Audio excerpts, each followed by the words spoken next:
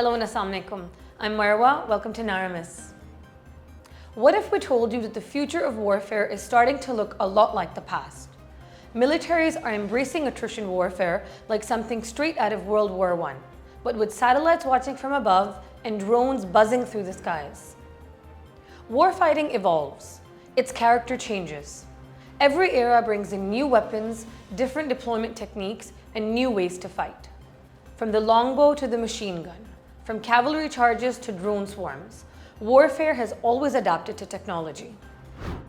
JFC Fuller has termed this phenomena as constant tactical factor, which is every improvement in weapon power has aimed at lessening the danger on one side by increasing it on the other. Weapon power has an evolutionary pendulum. Recently, technological changes have yet again swung it to a new extreme. The advent of drones is the triggering factor.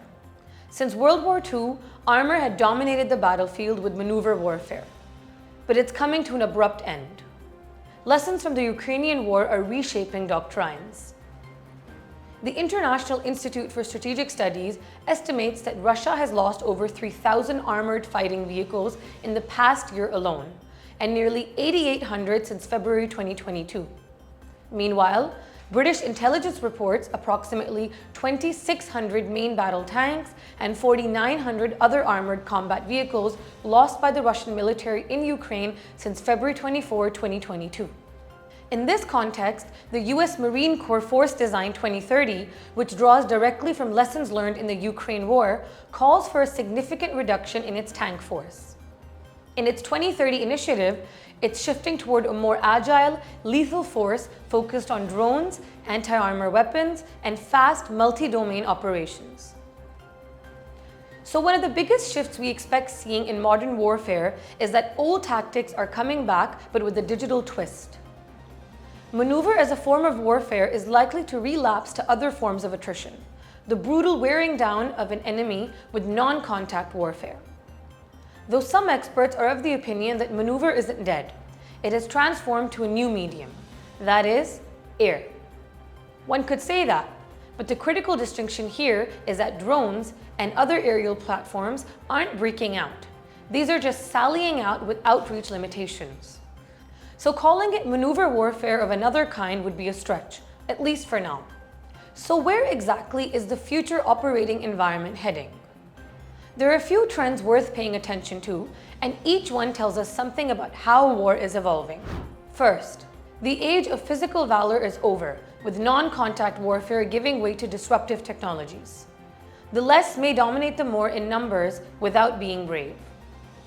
While traditional valor is often associated with physical courage in direct combat, non-contact warfare would allow for different forms of courage and valor to emerge, such as strategic thinking, technical skill, and resilience under continuous men and material attrition.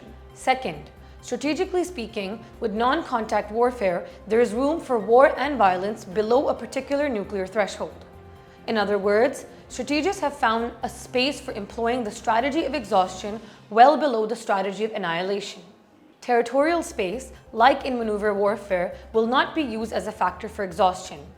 Conflicts will be without full-fledged mobilization and even declaration of war. Yet, these short of all-out war encounters or skirmishes will be deeply confrontational and violent. Wars will end only when there is a complete stalemate through firepower. Third, during World War I, armies were organized around field guns and machine guns, while in World War II, tanks became the decisive factor affecting military organizations. Now, we have a suite of different capabilities, like long-range vectors, drones, air defense systems, and electronic warfare, around which modern armies will be organized.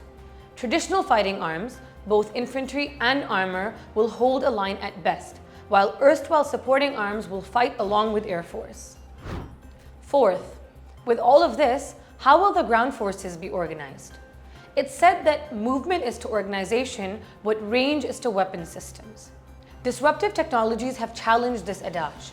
Now, mobility and range of weapon systems are merged and integrated to be termed as outreach. Modern armies' outreach will best be complemented through networks. So future ground forces will be organized as networks with diffuse hierarchies.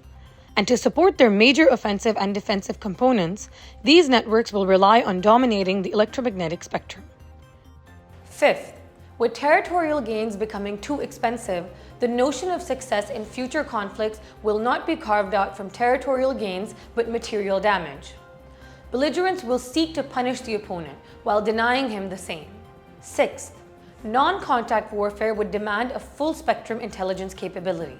That is, open source intelligence, human intelligence, signal or cyber intelligence, measurement and signature intelligence, and imagery intelligence. Countries that want to win future conflicts must resource their intelligence technicals, materially as well as with the best of human talent. And last, the seventh, adversaries will target the willpower of each other through combined kinetic actions and information operations. There will be no or very dim distinction between military or civilian targets.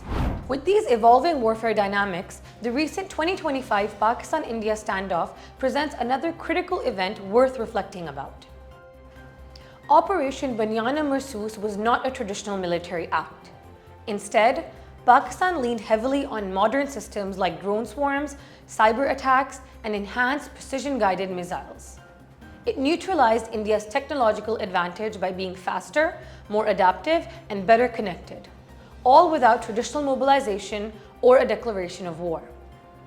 The successful targeting of the Indian S-400 system and advanced Rafale aircrafts illustrated not just tactical proficiency, but a deeper doctrinal shift towards technology-driven deterrence.